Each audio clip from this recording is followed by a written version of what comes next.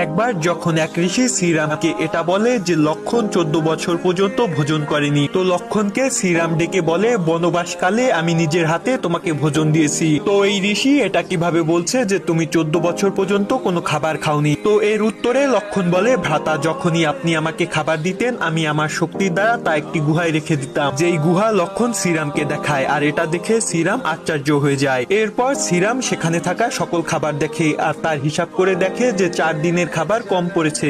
এরপর শ্রীরাম লক্ষণকে বলে হিসাব অনুসারে 4 দিনের খাবার কম পড়েছে। এই খাবার কি তুমি স্বয়ং খেয়েছো নাকি অন্য কিছু করেছো? উত্তর দাও। তো লক্ষণ উত্তর দেয়, যেদিন আমরা বনবাস আরম্ভ করেছি সেদিন আমরা কিছুই খাইনি, আর যেদিন পিতার মৃত্যু হয়েছে সেদিনও আমরা কিছুই খাইনি, আর যেদিন মাতা সীতার হরণ হয়েছিল সেদিনও আমরা কিছুই খাইনি, আর যেদিন আমার শক্তি লেগেছিল আপনি সেদিনও ভোজন করেননি। এজন্যই 4 দিনের খাবার এখানে নেই। তাই সত্যিকারের ভক্তরা কমেন্টে জয় রাম লক্ষণ অবশ্যই